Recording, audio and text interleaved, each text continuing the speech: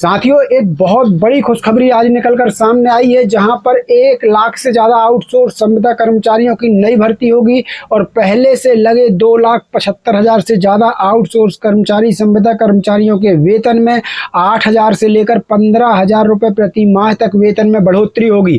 जी हाँ, ये बहुत बड़ी खबर उत्तर प्रदेश से निकल कर आ रही है। साथियों, जैसा कि आप जानते हैं कि उत्तर प्रदेश में मुख्यमंत्री योगी आदित्यनाथ जी के अनुसार जो है आउटसोर्स सेवा निगम का पोर्टल भी लॉन्च कर दिया गया है। उसके जितने भी बोर्ड ऑफ मेंबर हैं वो सभी की नियुक्तियां हो चुकी हैं। बहुत तेजी के साथ काम चल रहा है। मुश्किल से ज़्यादा 2, 4, 5, 6 दिन के अंदर आउटसोर्स सेवा निगम जो है वो धरातल पर काम करने लगेगा। आपको यहाँ पर पूरी जानकारी बता दें साथियों, यहाँ पर 8 से 15,000 रुपए जो है अब कर्मचारियों के वेतन में भारी बढ़ोतरी करने की खबर आ रही है। तो साथियों, आपका बहुत बहुत स्वागत है हमारे पार्थ गुरु ज्ञान चैनल पर। मैं सतीश तिवारी आपके सामने आज एक और नई अपडेट लेकर आया हूँ। उत्तर प्रदेश आउटसोर्स और संविदा कर्मचारियों से जुड़ी एक बड़ी खबर सामने आई है।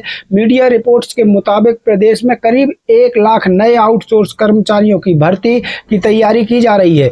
वहीं पहले से काम कर रहे करीब 2,75,000 आउटसोर्स कर्मचारियों के वेतन में भी भारी बढ़ोतरी की खबर जो है वो सामने आ रही है। साथियों, सबसे पहले समझाते हैं कि नई भर्ती को लेकर क्या जानकारी आई है। दोस्तों, ये मैं स्क्रीन शॉट लगाता जा रहा हूं, आप देखते चलिएगा स्क्रीन में। ये खबरें हम अपने मन से नहीं, इन बड़े अखबारों के माध्यम से जानकारी निकलकर सामने आ रही है। रिपोर्ट के अनुसार उत्तर प्रदेश के सरकारी विभागों में अलग अलग पदों पर लगभग 1 लाख नए आउटसोर्स कर्मचारियों की भर्ती हो सकती है। बताया गया है कि यह भर्ती आने वाले महीनों में बड़े स्तर पर निकाली जाएगी। साथियों, अब बात करते हैं कि पहले से काम कर रहे आउटसोर्स कर्मचारियों का क्या होगा, क्योंकि सबसे ज्यादा तो उन्हीं की चिंता है। तो साथियों, रिपोर्ट में दावा किया गया है कि करीब 2,75,000 आउटसोर्स संविदा कर्मचारियों के मानदेय में 8,000 से लेकर 15,000 रुपए तक की बढ़ोतरी की तैयारी है। ये स्क्रीनशॉट लगा दिया हूं, आप स्क्रीनशॉट भी जरूर देखते चलिएगा। तैयारी है। हालांकि अंतिम राशि पद और वेतन संरचना के आधार पर अलग अलग हो सकती है। इसलिए मैं कह रहा हूं कि 8,000 से लेकर 15,000 तक बढ़ोतरी होगी। किसी की 8,000 होगी, किसी की 10, किसी की 12, किसी की 15। बताया गया है कि उत्तर प्रदेश आउटसोर्स सेवा निगम यानी कि UPKAS के जरिए नई व्यवस्था लागू करने की तैयारी है और निगम के कामकाज की शुरुआत की बात भी रिपोर्ट में कही गई है। यानी बहुत जल्द निगम का काम भी 2, 4, 6, 8 दिन में शुरू हो जाएगा। अब सबसे बड़ा बदलाव क्या होगा, तो साथियों आपको बता दें, रिपोर्ट के मुताबिक पहले अलग अलग विभाग अलग अलग एजेंसियों के माध्यम से कर्मचारियों की नियुक्ति करते थे। नई व्यवस्था में विभाग अपनी जरूरत के अनुसार कर्मचारियों की संख्या, पद और वेतन संरचना की जानकारी आउटसोर्स सेवा निगम को देंगी। इसके बाद एजेंसी का चयन जेम पोर्टल के माध्यम से किए जाने की बात जो है कही गई है, जो कि जेम पोर्टल के माध्यम से ही होने वाला है। साथियों, यानी कि पूरी व्यवस्था को ज्यादा पारदर्शी बनाने का यहाँ पर दावा किया जा रहा है। अब बात करते हैं कि कर्मचारियों को मिलने वाले संभावित फायदे क्या क्या हो सकते हैं। तो रिपोर्ट में बताया गया है कि नई व्यवस्था आउटसोर्स कर्मचारियों को हर महीने की 5 तारीख तक जो है उनका वेतन, उनका मानदेय भुगतान करने का प्रावधान इस नई व्यवस्था में होगा। अगर भुगतान में देरी होती है तो संबंधित वेंडर पर कार्रवाई या जुर्माने का प्रावधान भी जो है इसी पोर्टल, इसी आउटसोर्स सेवा निगम के माध्यम से होगा। यानी एजेंसी पर जो है जुर्माने या फिर कार्रवाई का प्रावधान इस पोर्टल पर है, आउटसोर्स सेवा निगम में है। इसके साथ ही महीने में 26 दिन काम, साप्ताहिक अवकाश और कर्मचारियों की कार्य क्षमता बढ़ाने के लिए समय समय पर प्रशिक्षण जैसी सुविधाओं की भी बात सामने आई है। महिला कर्मचारियों के लिए मातृत्व अवकाश का भी उल्लेख किया गया है। दोस्तों, ये खबरें हम अपने मन से नहीं बता रहे हैं, बड़े बड़े अखबार जो स्क्रीनशॉट में लगाता जा रहा हूं, इन बड़े अखबारों के माध्यम से जो है ये खबरें सामने आई हैं। अब आते हैं कि PF, ESI और मेडिकल सुविधाओं पर क्या होगा। तो साथियों, रिपोर्ट के अनुसार कर्मचारियों के मानदेय के साथ EPF और ESI की राशि समय पर जमा करने की व्यवस्था पर भी जोर दिया गया है। और साथियों, इसके अलावा मेडिकल और एक्सीडेंटल बीमा जैसी सुविधाओं का भी जो है इसमें उल्लेख किया गया है। तो इतना ही नहीं, सेवा अवधि के दौरान किसी कर्मचारी की यदि मृत्यु हो जाए तो मृत्यु होने पर परिवार को 15,000 रुपए की अंत्योष्टि सहायता देने की बात भी इस रिपोर्ट में सामने आई है। यानी अंत्योष्टि के जो 15,000 रुपए हैं वो तुरंत में मिलेंगे। अब सवाल है कि किन पदों पर कितना मानदेय हो सकता है। तो दिए गए चार्ट में अलग अलग पदों के लिए अलग अलग राशि बताई गई है। उदाहरण के तौर पर ये मैंने स्क्रीनशॉट लगा दिया है, स्क्रीनशॉट भी देख लीजिएगा। उदाहरण के तौर पर चतुर्थ श्रेणी से जुड़े कुछ पदों के लिए 18,000 रुपये, अनुवादक, कंप्यूटर सहायक और डाटा एंट्री ऑपरेटर के लिए 23,000 रुपये, स्टैटिस्टिकल ऑफिसर और प्रोग्रामर के लिए 29,900 रुपये, और साथियों सीनियर डाटा एंट्री ऑपरेटर के लिए 31,900 रुपये, जबकि सिस्टम एडमिनिस्ट्रेटर और सीनियर प्रोग्रामर के लिए करीब 37,400 रुपये का मानदेय इस चार्ट में दिखाया गया है। लेकिन ध्यान रखें कि आंकड़े आपके द्वारा भेजी गई मीडिया रिपोर्ट में दिए गए हैं। अंतिम वेतन और निगम संबंधित जानकारी आदेश आने के बाद ही निश्चित माने जाएंगे। यानी कि ये एक जो इन अखबारों ने एक चार्ट दिया है उसके अनुसार मैंने आपको बताया, लेकिन अंतिम सरकार का जब आदेश आएगा तभी ये सब क्लियर होगा। अब सबसे महत्वपूर्ण बात है, पहले से काम कर रहे कर्मचारियों का क्या होने वाला है। तो रिपोर्ट में दावा किया गया है कि सरकारी विभागों में पहले से काम कर रहे आउटसोर्स कर्मचारियों को केवल नई टेंडर प्रक्रिया की वजह से हटाया नहीं जाएगा। जी हाँ दोस्तों, और टेंडर की शर्तों के अनुसार उनकी सेवाएं जारी रखने की बात कही गई है।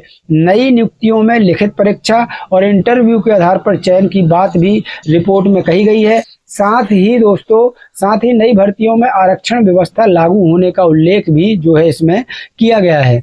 तो दोस्तों कुल मिलाकर सामने आई जानकारी में 3 बड़ी बातें सामने निकल कर आ रही हैं। पहली, करीब 1 लाख नए आउटसोर्स कर्मचारियों की भर्ती की तैयारी। दूसरी, पहले से काम कर रहे करीब 2,75,000 कर्मचारियों के मानदेय में बड़ी बढ़ोतरी आ गई है। और तीसरी एक बड़ी खबर सामने निकल कर आ रही है कि आउटसोर्स कर्मचारियों के लिए भुगतान पीएफ, ईएसआई, अवकाश, बीमा और सेवा व्यवस्था को ज़्यादा व्यवस्थित करने का इसमें जो है दावा कर दिया गया है। हालांकि साथियों एक बार फिर मैं आपको स्पष्ट कर दूं कि ये जो जानकारी है वो इन बड़े अखबारों के माध्यम से, जो आप स्क्रीन में जिनके स्क्रीनशॉट देख पा रहे हैं, इन अखबारों के माध्यम से इनकी रिपोर्टों पर आधारित है। अंतिम भर्ती संख्या, वेतन और निगमों की पुष्टि आधिकारिक सरकारी आदेश या फिर अधिसूचना जारी होने के बाद ही होगी। आपको आगे की और जानकारी मैं बता दूं। अब बात करते हैं सैलरी और बजट को लेकर भी बड़ी खबर की। तो साथियों सैलरी और बजट को लेकर भी एक बड़ी राहत है। मुख्यमंत्री योगी आदित्यनाथ जी ने विधानसभा में कर्मचारियों की सैलरी बढ़ाने का जो ऐलान किया था, उसके तहत सरकार ने बजट में 426 करोड़ रुपए का बड़ा इजाफा किया है। जी हाँ दोस्तों, इसके लिए कुल 2,223 करोड़ रुपए जारी किए थे। यही नहीं, उत्तर प्रदेश कैबिनेट ने उत्तर प्रदेश आउटसोर्स सेवा निगम के सुचारू संचालन के लिए 20 करोड़ रुपए जो है शून्य ब्याज दर पर उपलब्ध कराने की भी बड़ी मंजूरी जो है पहले ही दे दी थी। साथियों, आउटसोर्स सेवा निगम कब से शुरू होगा, सबसे बड़ा सवाल तो ये है। तो आउटसोर्स सेवा निगम जो है अब कब से शुरू होगा उस पर बात करें तो अब सबसे बड़ा सवाल यह है कि उत्तर प्रदेश आउटसोर्स सेवा निगम का जो है काम वो धरातल पर कब शुरू हो जाएगा, कब इसका बेनिफिट्स जो है मिलने लगेगा। तो आपको बता दें कि पिछले साल सितंबर में इस निगम का गठन किया गया था और वरिष्ठ IAS अधिकारी अमृता सोनी जी को इस निगम का प्रबंध निदेशक यानी MD नियुक्त किया गया था। सचिवालय प्रशासन विभाग को इसका नोडल विभाग जो है वो भी बनाया गया था। इसके लिए पिकअप बिल्डिंग में कार्यालय भी लगभग तैयार हो चुका है। जी हाँ दोस्तों, तैयार हो चुका है। हालांकि गठन के बाद से कामकाज शुरू होने में थोड़ा समय लगा है, लेकिन अब ताज़ा अपडेट के मुताबिक, जो ताज़ा जानकारी आ रही है उसके मुताबिक सरकार इसी महीने से निगम का कामकाज जो है पूरी तरह से चालू करने की पूरी तैयारी में है। जी हाँ, अगर बात करें कि वेंडर्स यानी एजेंसियों की मनमानी और शोषण पर क्या इस निगम के बनने से ताला लगेगा, तो दोस्तों आपको बता दें कर्मचारियों के लिए सबसे बड़े राहत की बात यह है कि अगर ये नया निगम बनने के बाद वेंडर्स और ठेकेदारों की मनमानी पूरी तरह खत्म हो जाती है और अब तक कर्मचारी को कई बड़ी समस्याओं का क्योंकि सामना करना पड़ता था, तो इससे बड़ी बात कुछ नहीं होगी। हालांकि साथियों कर्मचारियों की कुछ मुख्य समस्याएं थी। जैसे ज्वाइनिंग के नाम पर वसूली। अगर कुछ वेंडर्स भर्ती से पहले कर्मचारियों से 1 से 2 महीने का मानदेय एडवांस में ले लेते थे कि हम आपकी नौकरी लगवा दे रहे हैं, आप हमको इतना पैसा दीजिए। ये बहुत बड़ा खेल चलता था। तो इस पर लगाम लगाने के लिए सरकार जो है इस निगम को इसी महीने से चालू जो है करने जा रही है। मानदेय में अवैध कटौती कई बार सामने आई है। जो कर्मचारी लगे हुए हैं सैलरी आने पर 10% से लेकर 20% हिस्सा नगद वापस लेने तक की शिकायतें जो है सामने आई हैं। जैसे ही वेतन आता था कर्मचारियों का 10-20% वापस उनको देना पड़ता था कैश। जी हाँ साथियों, बिना नोटिस नौकरी से निकाल देना, इस प्रकार की भी बहुत बड़ी कंप्लेंट सरकार के पास पहुंचती थी, जहां अधिकारी या वेंडर जब चाहे कर्मचारियों को बिना किसी नोटिस के बाहर कर देते थे। मनमाने तरीके से भर्तियां कर लेना, योग्य युवाओं को छोड़कर, जो काबिल युवा हैं उनको छोड़कर अपनी पसंद के लोगों को नौकरी पर रख लेते थे।